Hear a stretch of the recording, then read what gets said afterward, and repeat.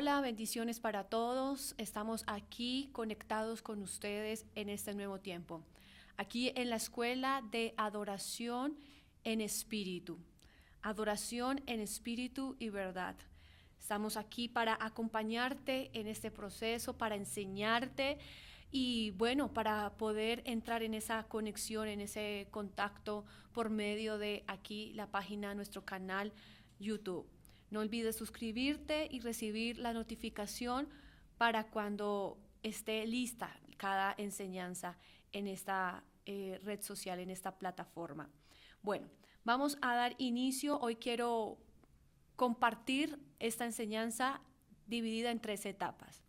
En la primera etapa quiero hablar acerca de las herramientas o las estrategias o las armas, como bien lo puedas tú decir o como quieras tú mencionarlo, herramientas, estrategias o armas que tiene un adorador. No solamente el adorador tiene una sola vía o una sola manera de adorar, lo hemos resaltado durante este tiempo de enseñanza, porque hemos visto las diferentes formas en que un adorador se puede expresar. Así que voy a mencionar hoy algunas, sin decir que son las únicas, que son todas, algunas herramientas de las cuales un adorador puede tomar para no solamente poder fluir, sino poder expresar adoración al Padre de manera diferente, de manera innovadora. No puede ser un adorador tradicional, porque cuando hay tradición hay rituales, cuando hay tradiciones dice que el poder de Dios se limita, el poder de Dios no puede estar allí. Recordemos que en el Señor todo es nuevo, todo es fresco, todo es diferente. La misericordia de ayer es diferente a la misericordia de hoy. Así que nosotros como sus hijos, como sus herederos, que estamos aquí establecidos en la tierra, necesitamos también dar al Señor, honrar a nuestro Padre, al Creador del cielo, del universo, siempre algo nuevo y algo diferente. Así que bueno, la primera herramienta de la cual quiero hoy enseñar o hablar, compartir con ustedes es la voz, ¿verdad? La voz. No quiero decir que sea la principal, aunque comúnmente las personas, ¿verdad?, relacionan adoración con específicamente cánticos o voz. No es la única, no es la exclusiva, pero sí es con la que quiero comenzar. Hoy voy a compartirte mucho acerca de la palabra, así que es importante que tengas presente cada texto bíblico. Primera herramienta, la voz. Cuando hablo de la voz, hablo literalmente de tu garganta, tus cuerdas vocales, hablo de tus labios, ¿sí? Hablo de los cánticos como tal. La declaración que puede haber en la palabra, cuando una persona habla, cuando una persona declara, cuando una persona dice, oh, cuán grandes son los cielos y la tierra que tú has creado, que tú has formado. Es importante hablar. Es importante la voz, por eso no puedo entender por qué algunas personas cuando se trata del ámbito de la adoración enmudecen, se silencian completamente, les avergüenza de pronto elevar su voz. Si la voz la tenemos desde el Génesis hasta el Apocalipsis, la palabra dice que la creación, que el orden, la luz, vino por medio de que Dios habló, Dios dijo, Dios pronunció, Dios declaró. Apocalipsis dice al final que la novia, la esposa, es decir, la iglesia y el Espíritu proclamarán, hablarán y dirán, ven, ven, ven. Así que la voz es importante, hablar es importante, declarar es importante. Veamos lo que dice el libro de los Salmos, capítulo 68, el versículo 4. Dice, canten alabanzas a Dios, canten alabanzas a Dios y a su nombre, canten alabanzas en alta voz al que cabalga sobre las nubes, su nombre es el Señor, alégrense en su presencia. ¿Ok?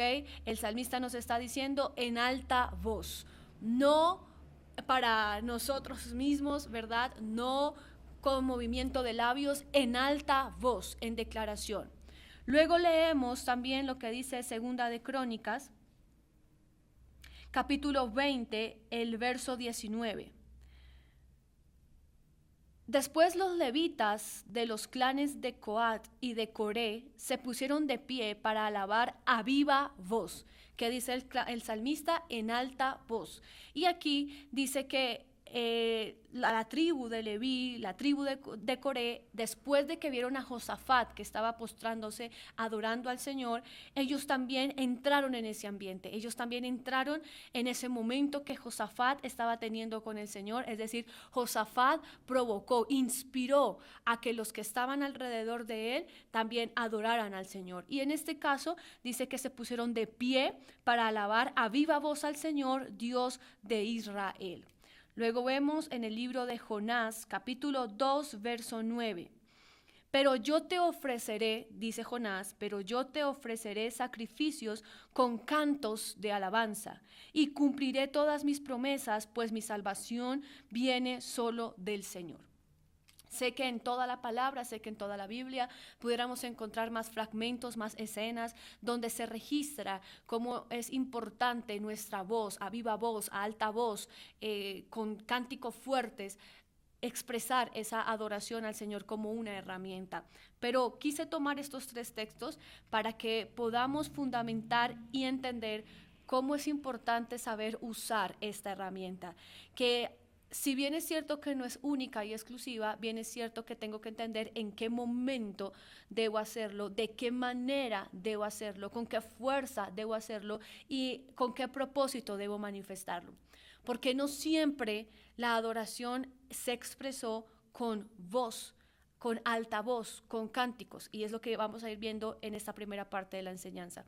Pero sí quiero decirte que tu voz, tu palabra, tu declaración es parte importante de poder adorar al Señor, es poder expresar de lo que hay dentro de mi corazón, en esa gratitud, en ese amor, en ese gozo, poderlo hablar y poderlo expresar y que lo pueda escuchar la creación, que lo puedan escuchar las tinieblas, que lo pueda escuchar la gente, que lo pueda escuchar tu familia, que hay un adorador que no teme alzar su voz cuando es necesario hacerlo. La segunda herramienta que tenemos son los instrumentos. Amén. Así que a quien de pronto no se le facilita o no le gusta o no es su don tocar un instrumento, puede hacerlo por medio de su voz. La voz es la mayor herramienta que todos tenemos. Los instrumentos, y aquí no solamente, aunque en primer orden tenemos, claro, el violín, la batería, todo lo que pueda ser un instrumento. Quiero decirte que el instrumento que nosotros también tenemos son las palmas. ¿Sí? Las palmas son un instrumento. Así que cuando hacemos esto, no estamos simplemente haciendo parte de un movimiento o de algo que se hace normalmente en una iglesia. Porque ¿cuál es la diferencia entre tú aplaudir a una persona, entre tú aplaudir el logro de alguien y tú exaltar al Señor, darle cánticos, darle alabanza, por medio de tus palmas? ¿Sí? Pero tus palmas, tus manos también son un instrumento. Aquí vamos a leer algunos textos también. Tenemos el libro de Job, capítulo 21, el verso 12. Cantan con panderetas y arpas y celebran al sonido de la flauta. ¿Ves? Aquí ya no hay una intervención de voz. Aquí hay una intervención de panderetas, de arpas y de flauta. Yo quiero invitarte que si tú eres una persona que te gusta, que eres llamado a un instrumento o que si incluso sabes ya tocar un instrumento, lo hagas ahora en conexión a los sonidos de la adoración, a lo que se puede expresar al Padre en cada momento, en cada instante que lo puedas hacer. Ya no desde un oficio, ya no desde algo profesional, ya no desde incluso un hobby, ni desde un deseo de tocarlo, sino desde la conexión, desde la habilidad, desde el deleite que puede haber para el Señor entre el instrumento y lo que tú puedas emitir en cada sonido. Porque cada instrumento emite un sonido diferente. Cuando no solamente estamos hablando de do, re, mi, estamos hablando de que cada vez que hay una cuerda que se toca, cada vez que hay una tecla que se toca, cada vez que hay un viento, ¿verdad? En los instrumentos de viento, eso es un sonido que se emite, esa es una palabra que está implícita en un sonido. De hecho, cuando vamos a ver esto en profundidad, podemos entender que hay sonidos de liberación. Sí, el sonido de la batería, por ejemplo, son sonidos que estremecen, son sonidos, el sonido de la trompeta son sonidos que despiertan, traen un despertar a la iglesia, traen un despertar al espíritu. ¿Por qué? Claro, el despertar lo provoca el Señor, pero asimismo necesitamos saber qué sonido se debe emitir. Y Dios va a responder a ese sonido porque Dios conoce, Dios entiende y Dios sabe traducir el sonido que hay en cada instrumento. Bien, vamos a leer otro texto que encontramos en Primera de Crónicas, capítulo 13, verso 8. David y todo Israel celebraban ante Dios con todas sus fuerzas, entonando canciones y tocando todo tipo de instrumentos musicales, liras, arpas, panderetas, címbalos y trompetas. La reunión de varios sonidos, pero no solamente tenemos instrumentos, dice que en todas sus fuerzas y entonando cánticos. Mire, la variedad de estos instrumentos, quienes ministraban estos instrumentos, de hecho, el arpa no solamente era un instrumento que se tocaba, sino que muchos de los que tocaban el arpa, la lira, profetizaban. Entonces no solamente son instrumentos, o más bien, lo voy a enseñar de esta manera. Un instrumento tú lo puedes tocar, ¿verdad? Para amenizar un momento, para amenizar una situación. Lo puedes tocar para motivar a alguien. Lo puedes tocar para una grabación musical, ¿verdad? Para sacar un disco, una canción. Lo puedes tocar para adorar al Señor, para exaltarle, para alabarle. O lo puedes tocar para profetizar. Entonces tendríamos que entender la diferencia entre un sonido para adorar y un sonido para profetizar. La palabra dice que Eliseo pidió un teñidor y cuando el teñidor vino y tocó el arpa, tocó el instrumento, provocó no solamente una adoración, sino que provocó un ambiente de revelación. Cuando David tocó el arpa, no, en ese momento David no estaba adorando a Dios. Es decir, podríamos decir que implícitamente lo estaba adorando. Pero si usted nota, fue muy diferente cuando David danzó en el momento que recuperaron el arca, cuando David tuvo otras intervenciones en adoración. ¿Sí ves? Porque yo necesito entender cada campo de adoración con qué propósito se va a desarrollar. Entonces, en el momento en que David estaba tocando el arpa, fue un momento que trajo liberación a Saúl, que trajo tormento para el espíritu de tormento que estaba sobre el cuerpo de Saúl. Entonces, no es solamente aprender un instrumento, tocar un instrumento, sino saber qué sonido se está provocando y con qué propósito se está haciendo. Tercera herramienta. Entonces hemos hablado la voz, los instrumentos. La tercera herramienta son los gritos. Y aquí quiero leer Josué. Quiero que por favor entendamos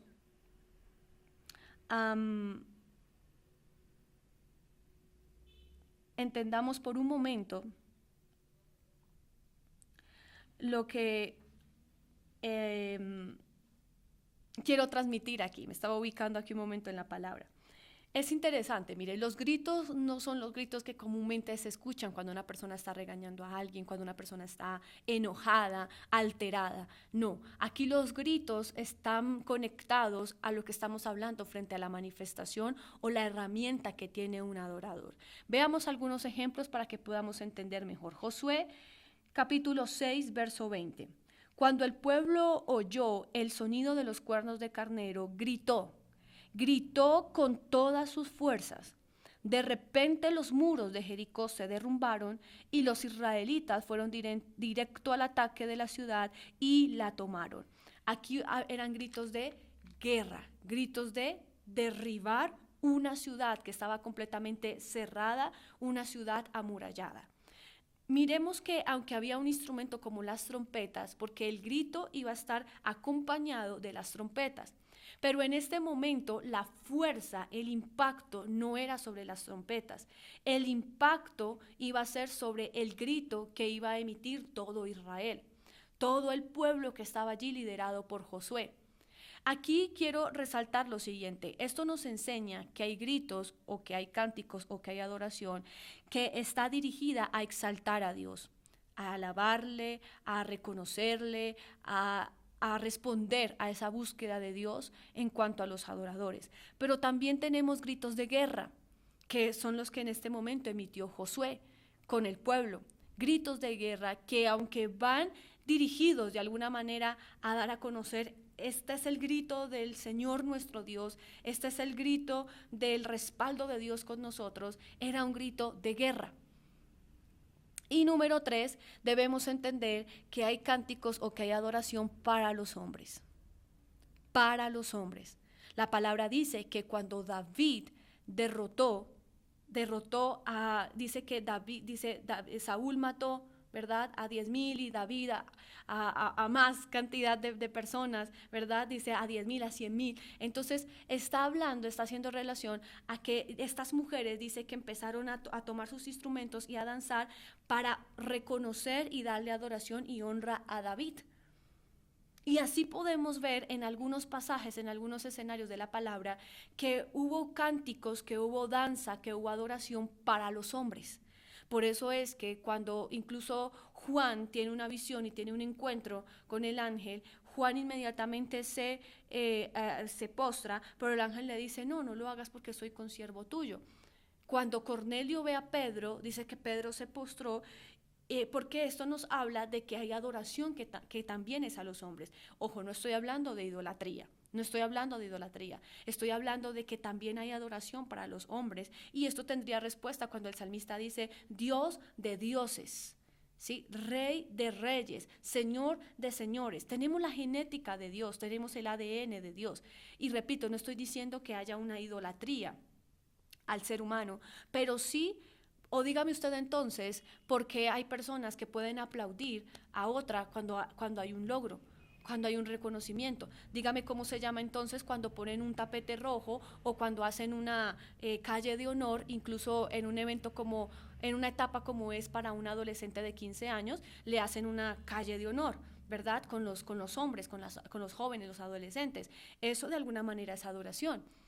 Pero debemos entenderla, claro, desde el propósito de Dios y marcando la diferencia entre lo que es adoración a los hombres y adoración a Dios. Nuestro espacio, nuestra enseñanza está direccionada a lo que Dios busca. Por eso nos vamos a volver a enfocar allí. Solamente quería hacer este paréntesis. Entonces vemos en un primer orden gritos de guerra. ¿Hay gritos de guerra? Sí, y los gritos de guerra son una forma también de crear una atmósfera o de responder a una atmósfera de adoración. Luego veamos lo que dice Juan capítulo 12, el verso 13. Tomaron ramas de palmera y salieron al camino para recibirlo. ¿A quién? A Jesús. Gritaban, alabado sea Dios.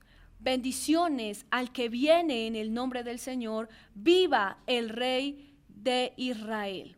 Estaban hablando del momento de la entrada de Jesús, cumpliéndose la profecía. Ok, yo quiero que paremos aquí un momento y que pensemos, ¿cuál es la diferencia entre un grito y una voz o un cántico? ¿Cuál es la diferencia? ¿Pueden encontrarse? Sí, pero hay una diferencia.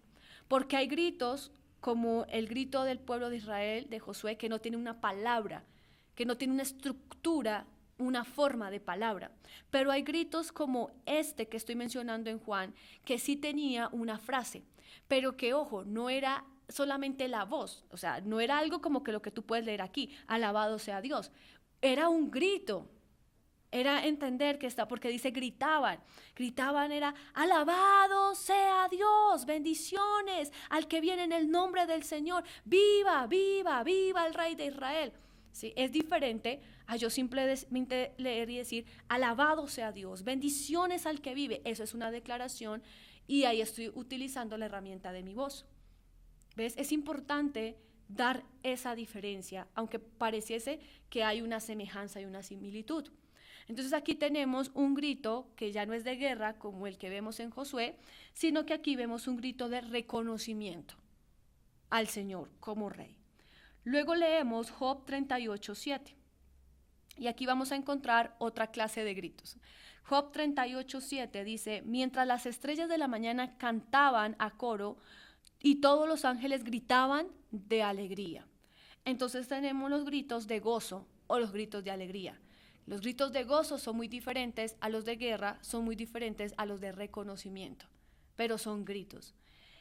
Y tenemos finalmente Isaías 44, el verso 23.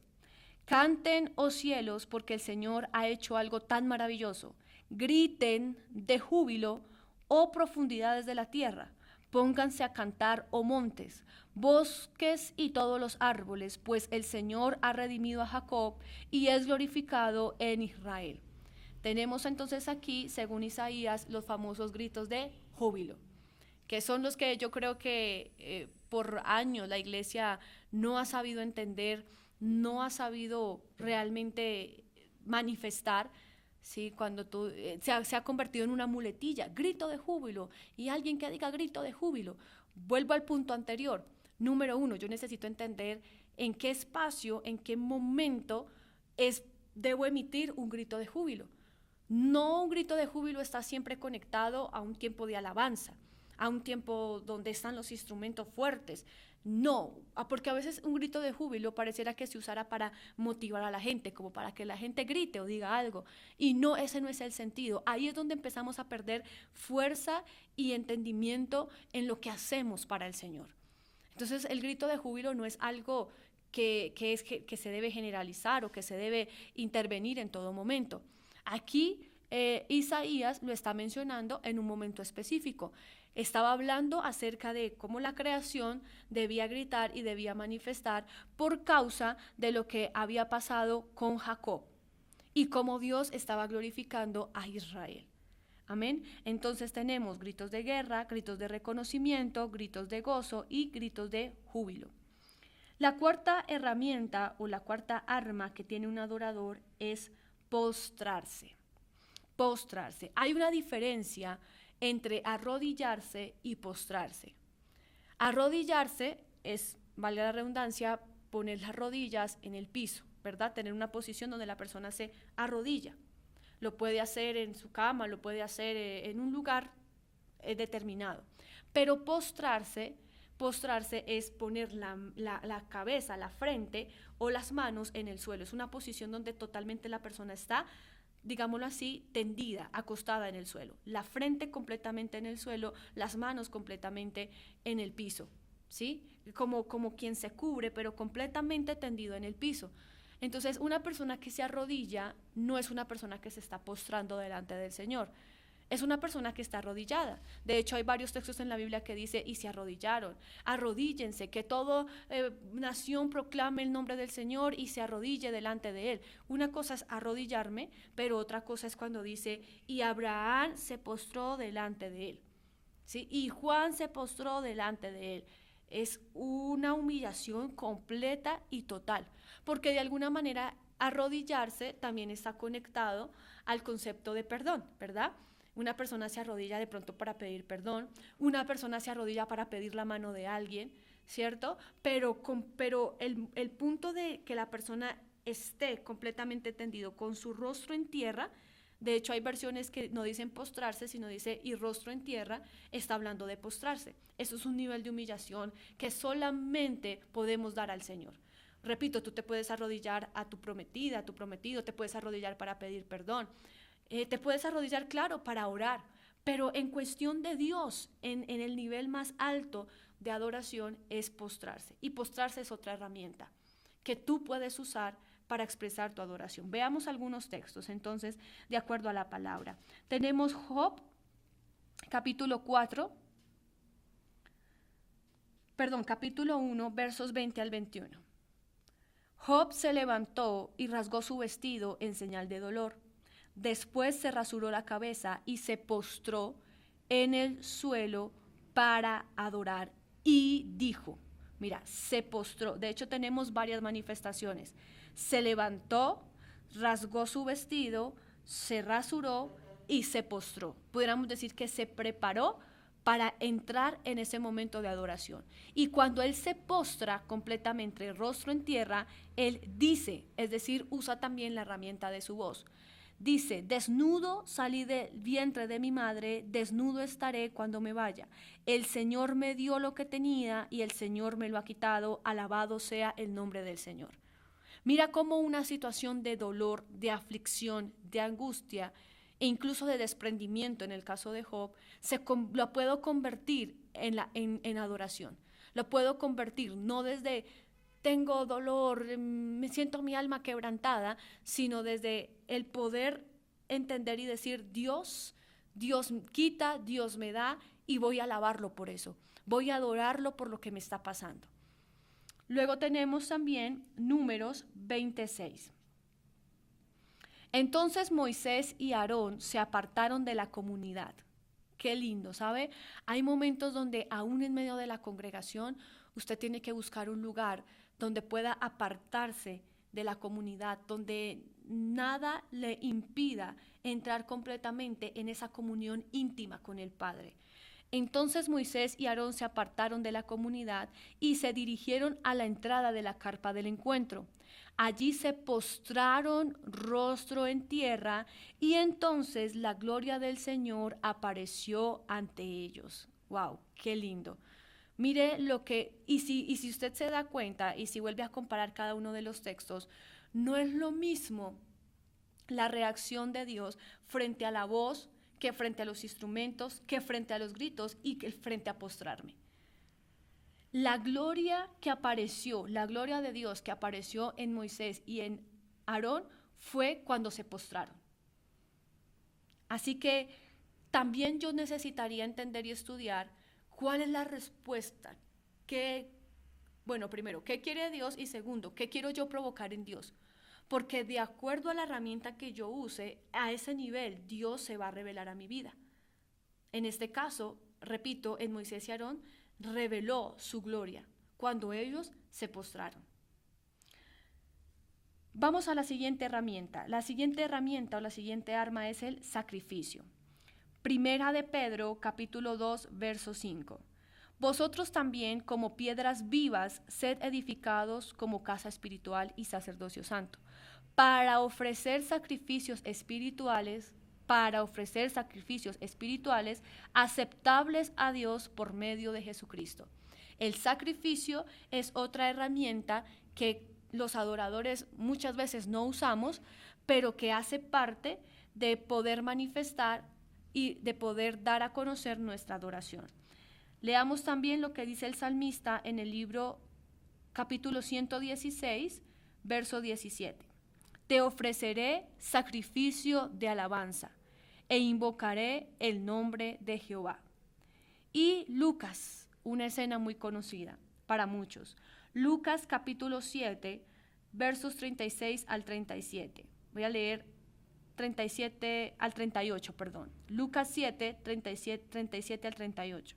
Entonces una mujer de la ciudad que era pecadora, al saber que Jesús estaba a la mesa en casa del fariseo, trajo un frasco de alabastro con perfume y estando detrás de él, a sus pies, no delante de él, detrás de él, a sus pies, llorando, comenzó a regar con lágrimas sus pies y los enjuagaba con sus cabellos, número 2, y besaba sus pies, número 3, y los ungía con el perfume, número 4. Veamos cómo se desarrolló el sacrificio de esta mujer, porque el sacrificio de esta mujer no se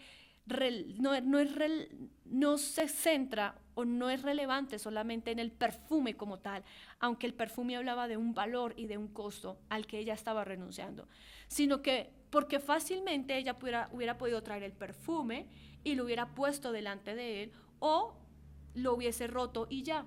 Pero dice que hubo 4 manifestaciones dentro del sacrificio, porque el sacrificio requiere de tiempo. El sacrificio involucró que ella tomara una posición, que ella llorara, que ella regara sus lágrimas y que las enjuagara con sus cabellos. O sea, era una intervención de ella directamente. Que los enjuagara con sus cabellos, que besara sus pies, ¿sí? Sus labios en sus pies y que lo ungiera con el perfume. Ahí tenemos un sacrificio. Una mujer que se entrega completamente al Señor, que involucra parte de su cuerpo frente a lo que estaba pasando. Las lágrimas de ella no eran lágrimas de dolor, no eran lágrimas de luto, no eran lágrimas de necesidad, no eran lágrimas de que todo estaba mal, no eran lágrimas de depresión, eran lágrimas de adoración, lágrimas del momento de estar ungiendo al Maestro.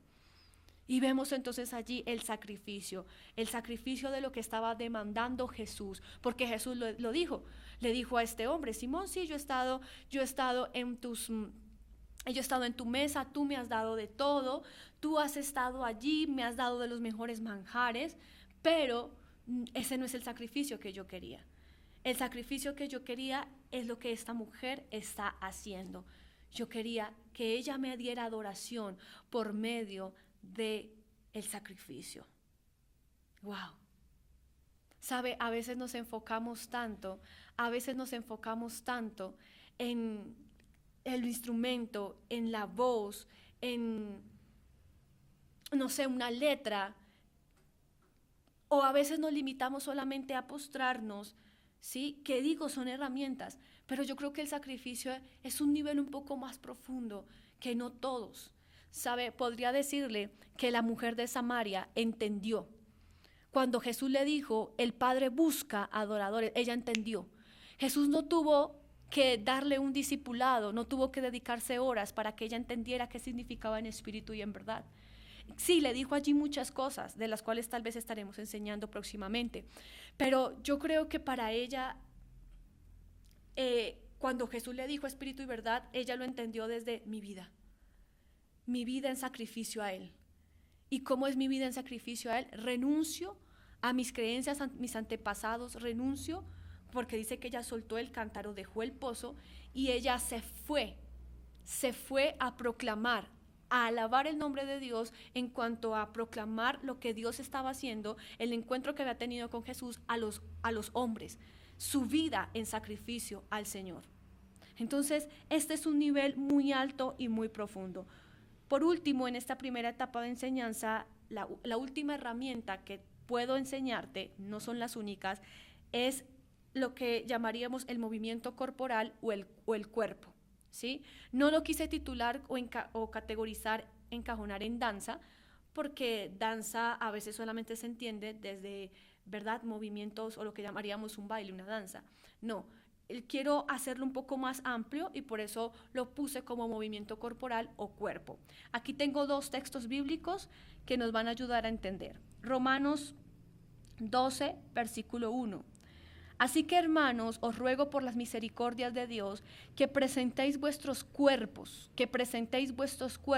en sacrificio vivo, en sacrificio santo, en sacrificio agradable a Dios, que es vuestro culto racional.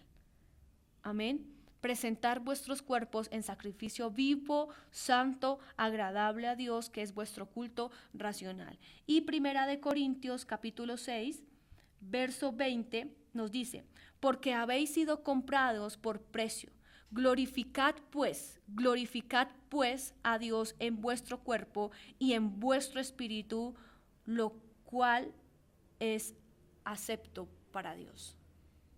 Así que nuestro cuerpo, porque dice, porque el cuerpo es del Señor. Y podemos glorificar al Señor con nuestro cuerpo. Sí, claro, podemos batir nuestros brazos, sí, podemos dar vueltas, podemos hacer movimientos con nuestro cuerpo, pero cuando nosotros venimos al Señor, hay gente que piensa que solamente se trata de la voz, que solamente se trata de, no sé, el corazón, el espíritu, pero entiende que todo nuestro ser es el mandato. Dice, ámame con toda tu mente, toda tu alma, todo nuestro ser. No es como que para adorar solo en espíritu, claro, es lo que busca el Padre, pero dentro de esa adoración necesito involucrar todo mi ser, porque es que yo no puedo sacar mi espíritu para adorar al Señor, mi espíritu está dentro de mí. Por ende, todo mi ser, todo mi cuerpo tiene que responder a lo que el espíritu quiere dar al Padre en ese reconocimiento y en esa honra. Ok, bien, de esta manera quiero entrar a la segunda etapa. La segunda etapa quiero direccionarla hacia responder brevemente una pregunta. La pregunta es, ¿por qué adorar? ¿Por qué adorar? ¿Por qué debo adorar? ¿Para qué la adoración? ¿Por qué adorar? Y quiero mencionar 5 aspectos. Número 1, porque es una búsqueda del Padre. Esa es la principal y la más grande razón por la que yo debo adorar.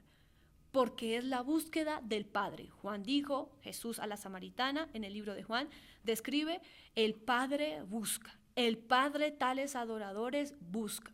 Entonces, tengo que adorar, tengo que ser un adorador, porque es la búsqueda del Padre. Número 2, ¿por quién es Él? Salmo 7, 17 dice. Bueno, voy a dejar que usted lo lea, amén, que usted lo encuentre allí en la palabra. Quiero que usted busque Salmo 7, 17 y pueda conectarlo con esta segunda razón. ¿Por quién es Él? ¿Por qué debo adorar? ¿Por quién? No por lo que hace, que ese es nuestro grave error.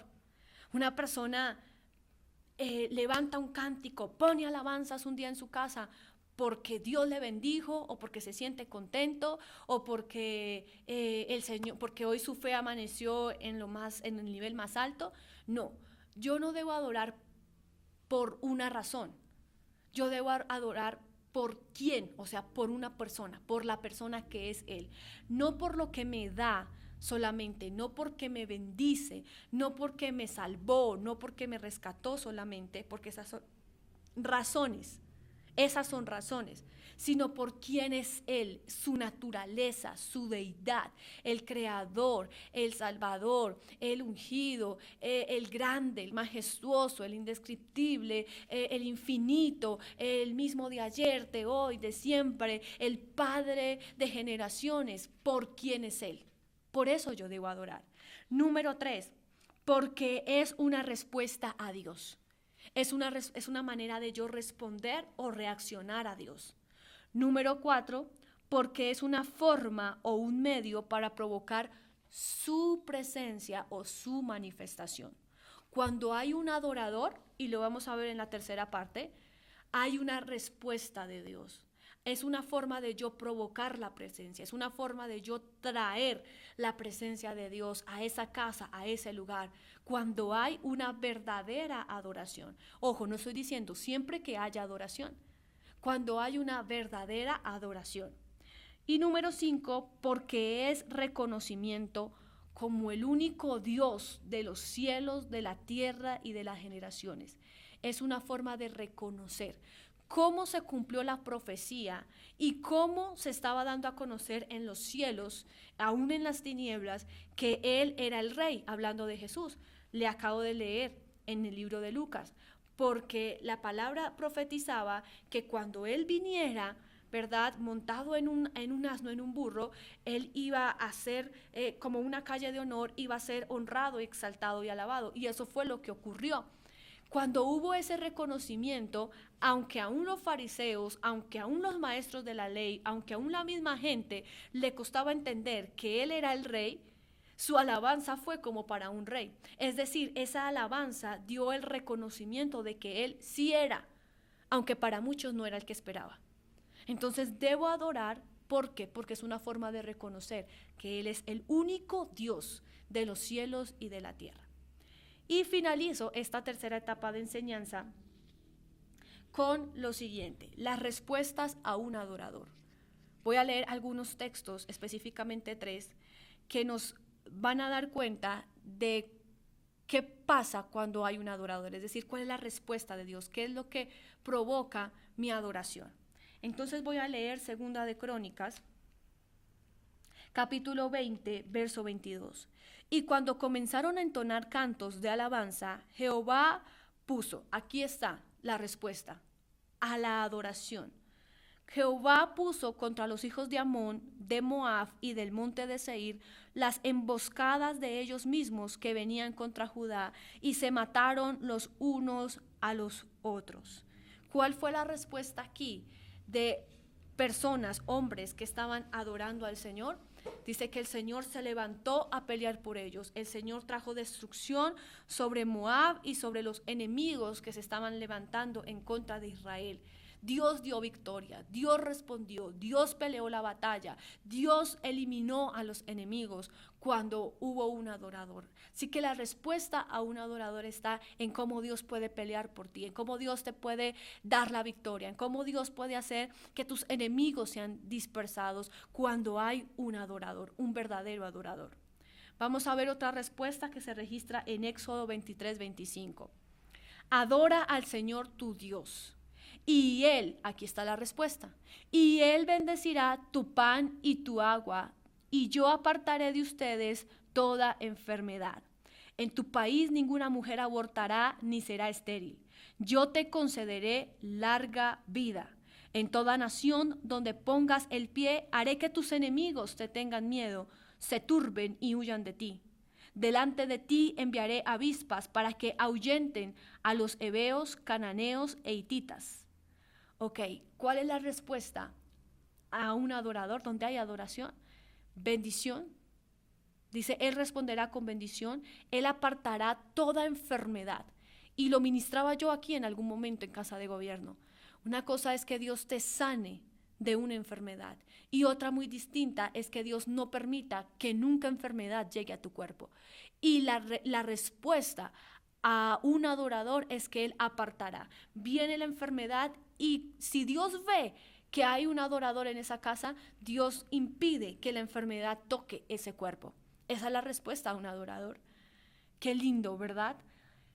En tu país ninguna mujer abortará, ni será estéril, te concederé larga vida, donde pongas pies, haré que tus enemigos tengan miedo, se turben y huyan de ti. Ahí tenemos respuestas. Y por último, para cerrar este lindo espacio, Hechos 16, 25.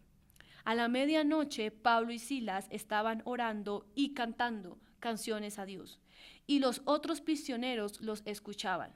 De pronto, aquí está la respuesta, hubo un temblor de tierra muy grande, tan fuerte que los cimientos de la cárcel temblaron con fuerza. Entonces todas las puertas de la cárcel se abrieron y las cadenas de los presos se soltaron. El carcelero se despertó y vio que las puertas de la cárcel estaban abiertas.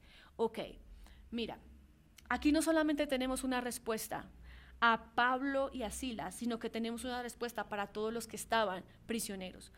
Los únicos que estaban adorando eran Pablo y Silas, pero por causa de la adoración de ellos dos, los demás también fueron libres.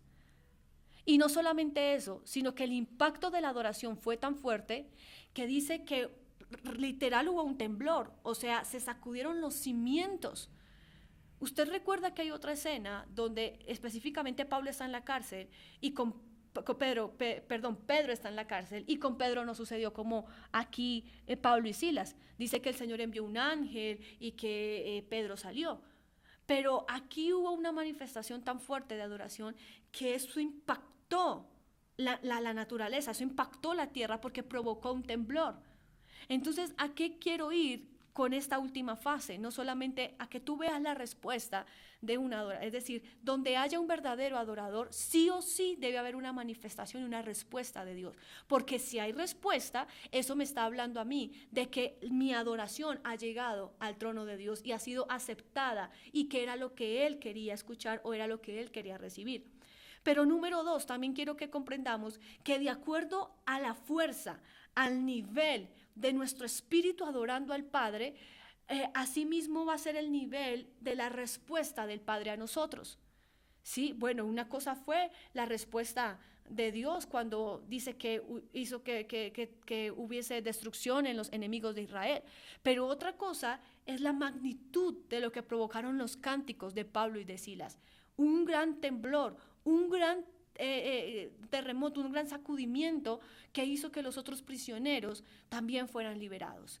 Así que de acuerdo al nivel de la adoración en tu espíritu, a ese nivel vas a tener una respuesta, en esa magnitud vas a tener una respuesta.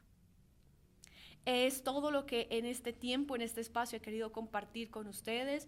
Gracias por permitirnos llegar a su familia, a su corazón, a su ministerio y a todos, de verdad. Tal vez hay personas que en este momento no se congregan, que en este momento están distantes de Dios o que tal vez nunca se han congregado en un lugar. Yo quiero que esta palabra pueda darte espíritu, entendimiento y te pueda acercar a Dios. Así que te bendecimos, somos Casa de Gobierno, bendiciones.